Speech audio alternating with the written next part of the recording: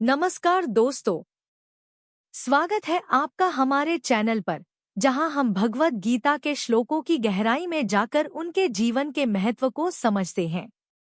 आज हम चर्चा करेंगे अध्याय 5 के श्लोक 23 और 24 की। ये श्लोक हमें आत्मसंयम और सच्चे आनंद का रहस्य सिखाते हैं। अगर आप पहली बार हमारे चैनल पर आए हैं, तो सब्सक्राइब करना न भूलें। कमेंट बॉक्स में अपनी राय लिखें और वाउचर जीतने का मौका पाएं। पिछले वीडियो में हमने श्लोक 21 और 22 को समझा था, जहां भगवान ने सुख और दुख के पार जाने की बात की थी। आज के श्लोक 23 और 24 में भगवान कृष्ण हमें बताते हैं कि कैसे आत्मसंयम और आंतरिक शांति हमें सच्चा सुख प्रदान कर सकते हैं। श्लोक 23, आत्मसंयम की महत्ता और क्रोध पर विजय। श्लोक 24, भीतर के आनंद और शांत चित्त का महत्व। हम लेके आए हैं आपके लिए एक खास ऑफर। अधिक जानकारी के लिए बने रहे हमारे साथ। श्री हरि बोलो, ग्रंथराज श्रीमद् भगवद गीता जी की जय।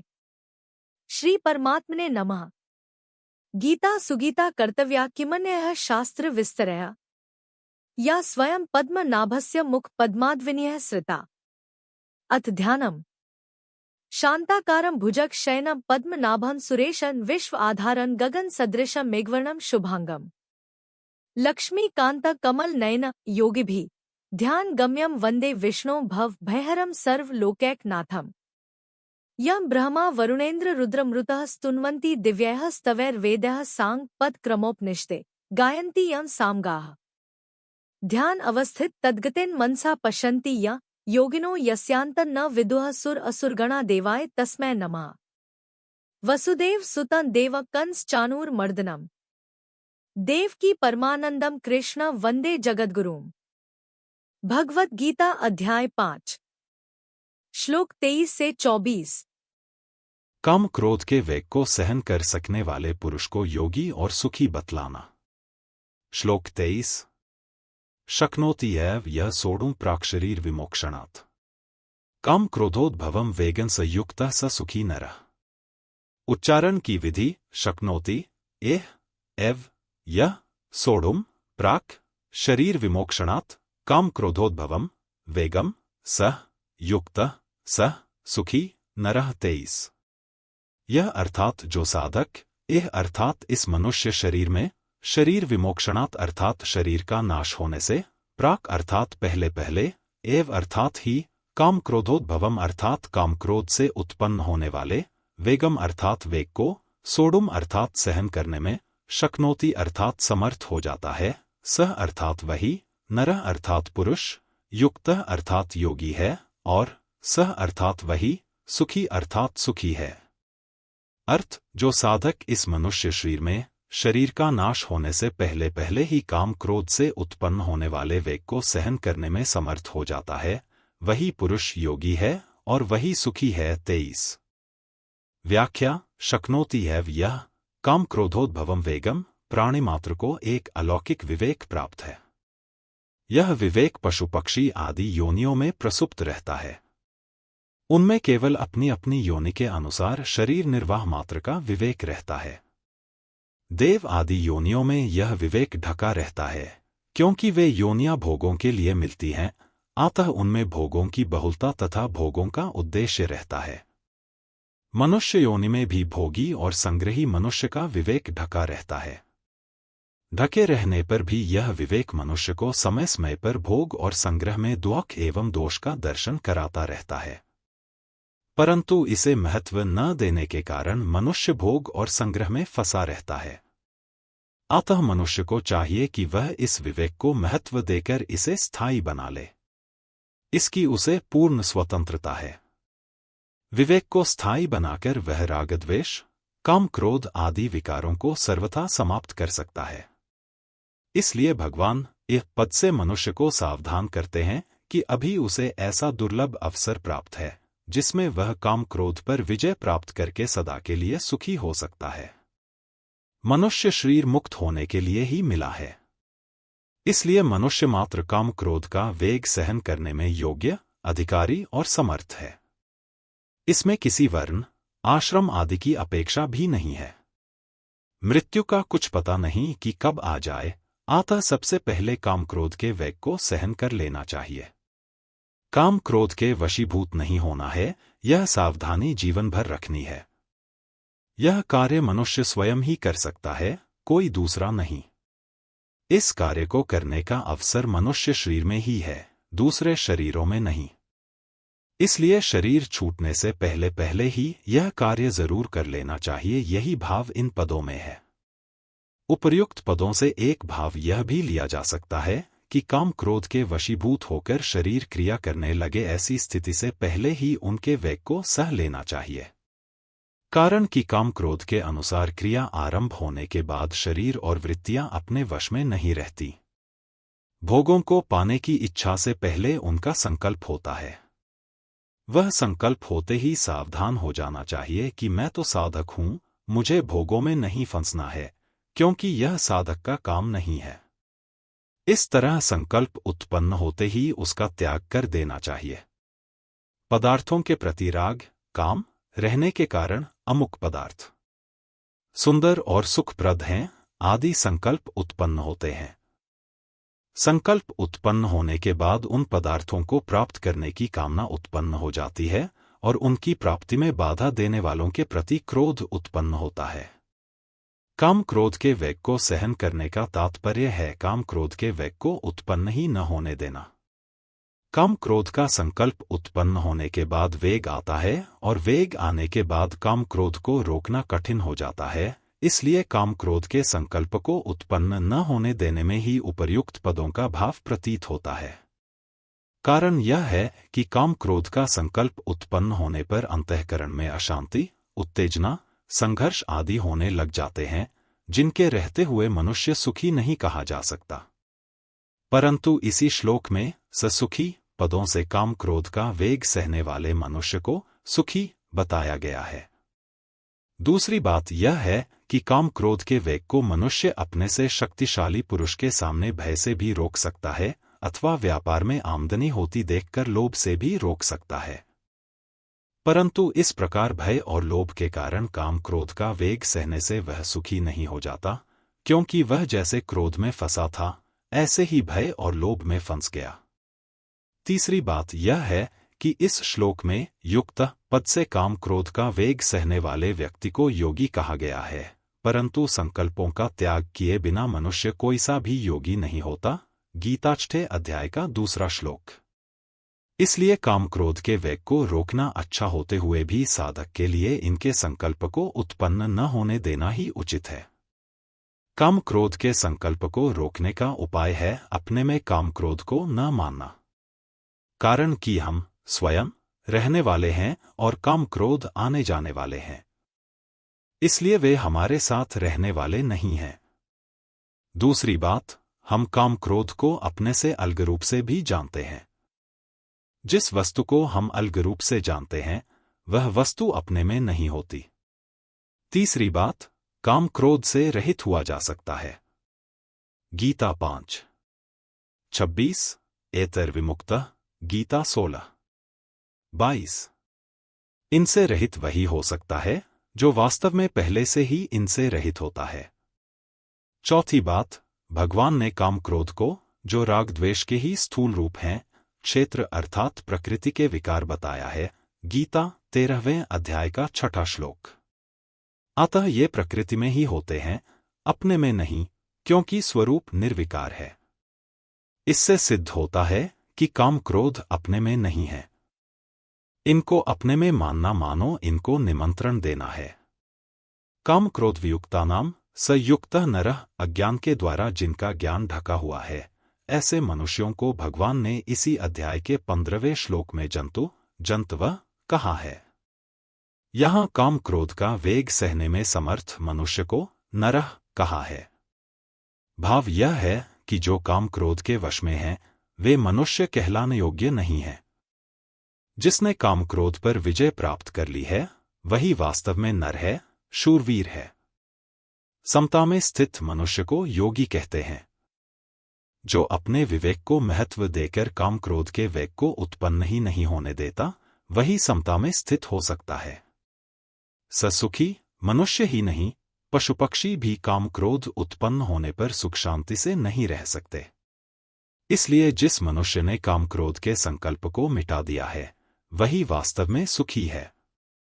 कारण कि काम क्रोध का संकल्प उत्पन्न होते ही मनुष्य के अंतःकरण में अशांति, चंचलता, संघर्ष आदि दोष उत्पन्न हो जाते हैं।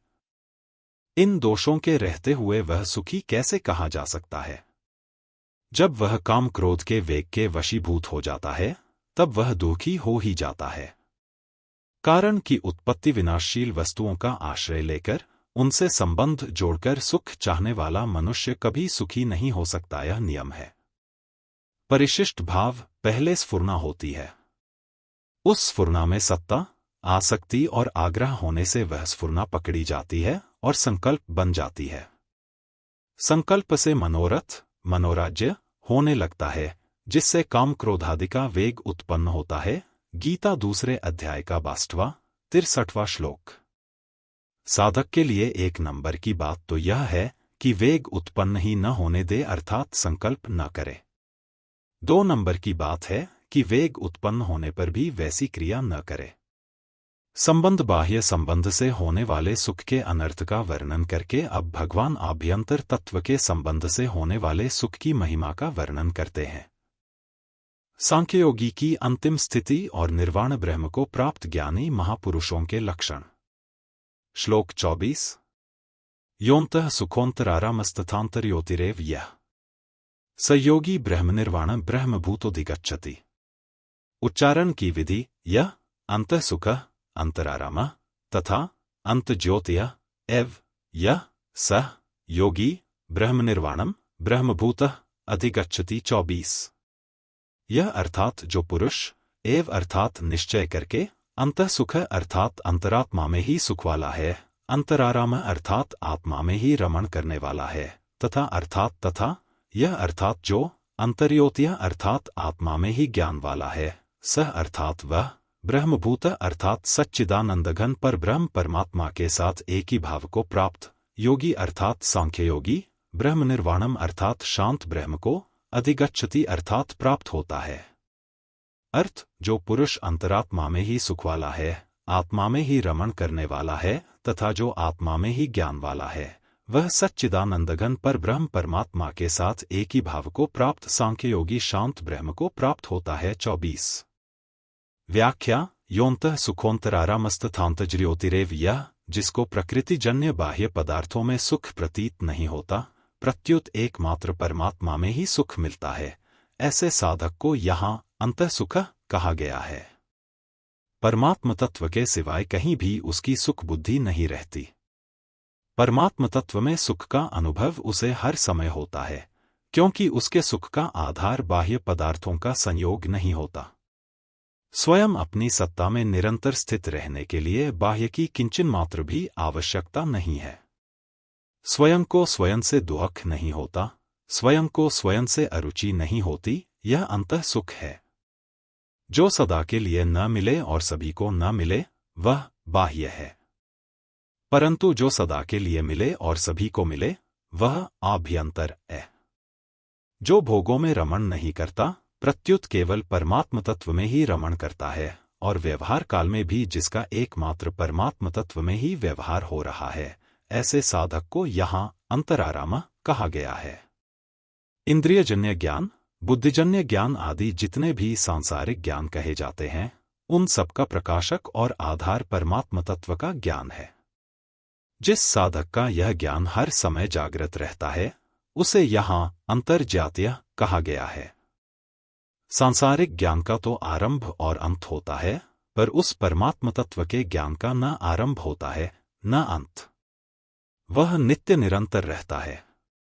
इसलिए सब में एक परमात्म तत्व ही परिपूर्ण है, ऐसा ज्ञान सांख्ययोगी में नित्य निरंतर और स्वतः स्वाभाविक रहता है। सयोगी ब्रह्मनिर्वाणम ब्रह्मभूतोऽधिगच्छति, सांख्ययोग का ऊंचा साधक ब्रह्म में अपनी स्थिति का अनुभव करता है, जो परिच्छिन्नता का द्योतक है। कारण कि साधक में मैं स्वाधीन हूं, मैं मुक्त हूं, मैं ब्रह्म में स्थित हूं, इस प्रकार परिच्छिन्नता के संस्कार रहते हैं। ब्रह्मभूत साधक को अपने में परिच्छिन्नता का अनुभव नहीं होता। जब तक किंचन मात्र भी परिच्छिन्नता या व्यक्तित्व शेष है, तब तक वह तत्वनिष्ठ नहीं हुआ है। इसलिए इस अवस्था में संतोष नहीं करना चाहिए। ब्रह्म निर्वाणम पद का अर्थ है जिसमें कभी कोई हलचल हुई नहीं, है नहीं, होगी नहीं और हो सकती भी नहीं, ऐसा निर्वाण अर्थात शांत ब्रह्मा। जब ब्रह्मभूत सांख्ययोगी का व्यक्तित्व निर्वाण ब्रह्म में लीन हो जाता है, तब एकमात्र निर्वाण ब्रह्मा ही शेष रह जाता है, अर्थात साधक परमात्म तत्व के साथ अभिन्न हो जाता है, तत्वनिष्ठ हो जाता है, जो कि स्वतः सिद्ध है। ब्रह्मभूत अवस्था में तो साधक ब्रह्म में अपनी स्थिति का अनुभव करता है, पर व्यक्तित्व का नाश होने पर अनुभव करने वाला कोई नहीं रहता। साधक ब्रह्मा ही होकर ब्रह्म को प्राप्त होता है। ब्रह्मैव सन ब्रह्मपेति, बृहदारण्यक 0:4-4। 6। परिशिष्ट भाव। यहाँ अंतः पद का अर्थ परमात्मा मानना चाहिए, न कि अंतःकरण। कारण कि अंतःकरण में सुख वाले अथवा अंतःकरण में रमण करने वाले या अंतःकरण में ज्ञान वाले मनुष्य को ब्रह्म की प्राप्ति नहीं हो सकती। ब्रह्म की प्राप्ति तो अंतःकरण से संबंध विच्छेद होने पर होती है। संबंध पूर्व श्लोक में भगवान ने निवृत्ति पूर्वक सांख्ययोग की साधना बताई। अब आगे के श्लोक में प्रवृत्ति पूर्वक सांख्ययोग की साधना बताते हैं। कल के वीडियो में हम श्लोक 25 और 26 को समझेंगे, जहां भगवान मोक्ष और भक्ति के मार्ग की व्याख्या करते हैं। दोस्तों, आज का श्लोक आपको कैसा लगा? क्या आप भी ये मानते हैं कि भगवद गीता सिर्फ एक धार्मिक ग्रंथ नहीं, बल्कि जीवन जीने का एक पूरा नक्शा है? अगर हाँ, तो इस वीडियो को लाइक और शेयर करके अपनी सहमति जरूर बताएं। और हाँ, आपके लिए खास ऑफर में वाउचर और YouTube प्रीमियम जीतने का सुनहरा मौका है। बस चैनल को सब्सक्राइब करके QR कोड पर जाकर अपनी डिटेल्स भर दो और कमेंट करें। अगर आपके कमेंट पर 9 लाइक्स आए तो 2 महीने का YouTube प्रीमियम आपका। क्या बात है ना? https://forms.gle/cwmad7hk6zdndy6।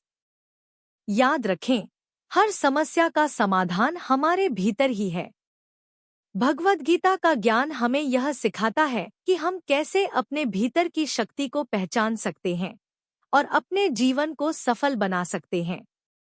कल मिलते हैं एक और रोमांचक श्लोक के साथ। तब तक के लिए अपना ध्यान रखें और भगवद गीता की सीख को अपने जीवन में उतारते रहें। बोलो ग्रंथराज श्रीमद् भगवद गीता जी की जय। जय श्री कृष्ण।